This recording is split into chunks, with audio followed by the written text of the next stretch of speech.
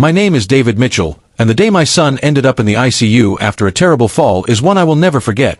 But what made it even more overwhelming was the moment my father called about my brother. A call that added layers of shock, fear, and responsibility I had never anticipated. It began on a quiet Saturday morning. My son, Ethan, had been playing in the backyard, climbing on the new jungle gym we had installed a few weeks prior. I had checked on him moments earlier, making sure everything was secure, but in a split second, the unthinkable happened. A loose bolt caused one of the swings to tip, and Ethan fell awkwardly, hitting his head on the ground.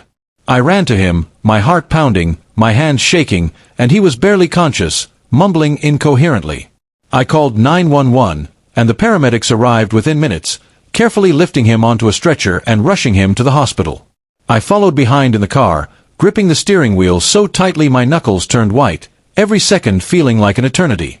When we arrived at the ICU, the medical team was already working, and I sat in the waiting room, heart hammering, stomach tight, praying that he would pull through.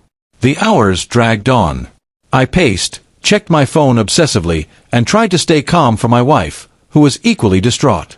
And then, just as the doctor came out to give a brief update, saying that Ethan was stable but would need close monitoring, my phone rang. I didn't recognize the number immediately, and my hands were still trembling from the adrenaline, but I answered anyway.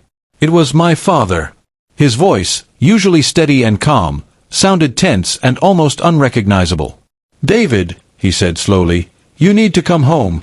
Your brother, there's been an accident." My heart stopped.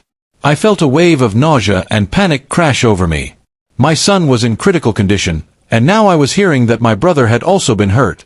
I didn't even know how serious it was. "What happened?" I asked, my voice breaking. My father explained that my brother, Michael, had been driving home from work, lost control of his car on a slick road, and crashed into a guardrail. He had been taken to the nearest hospital, and they weren't sure about his condition yet. I felt my knees weaken. How could two of the most important people in my life be in danger at the same time? My mind raced, my thoughts scattered between the ICU and the emergency room, between Ethan and Michael, trying to calculate how to be in two places at once. My wife held my hand, sensing the weight of my panic, and reminded me that we had to stay focused, one step at a time. I called my father back after taking a few deep breaths and asked for updates about Michael while trying to absorb the news about Ethan. I realized in that moment that life could change in an instant, and that fear didn't wait politely for one emergency at a time. The doctors from Ethan's ICU provided regular updates, and I finally allowed myself to step into the small room beside him, taking his tiny hand and whispering reassurances, though my own voice shook. At the same time, my father kept me informed about Michael. He was conscious but in critical care, and the doctors were stabilizing him. The situation felt surreal. I was simultaneously grateful that my son was being cared for and terrified for my brother, trying to juggle emotions that were too large for any single human to bear. I texted my siblings and friends for support, asking them to check on Michael and help with logistics, because I knew I couldn't be in two places at once. The night dragged on, filled with heart-wrenching phone calls, updates from doctors, and moments where I felt paralyzed by fear. I held Ethan's hand, kissed his forehead, and spoke softly to calm myself as much as him. The next morning, after nearly 24 hours of anxiety, the doctors updated me. Ethan was recovering steadily, with no lasting damage from the fall. Michael, too, had been stabilized and was conscious, responding to treatment. Relief washed over me, mingled with exhaustion and tears.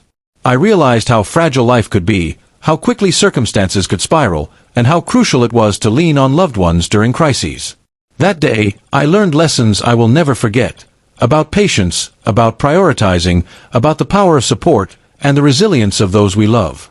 I also learned that even in the darkest moments, hope can coexist with fear, and that staying calm and present can make a difference, even when the situation seems impossible. By the end of that week, both Ethan and Michael were out of immediate danger, and I had learned to value every single moment with them, every laugh, every hug, every ordinary day that we often take for granted. That terrifying day reminded me that life can change in an instant, that emergencies can overlap in ways we can't predict, and that love, focus, and patience are the only anchors when everything else feels like it's falling apart. I will never forget the fear, the panic, and the relief, nor will I forget the quiet, steady moments in the ICU and hospital rooms, holding hands and whispering words of comfort to the people I loved most in the world.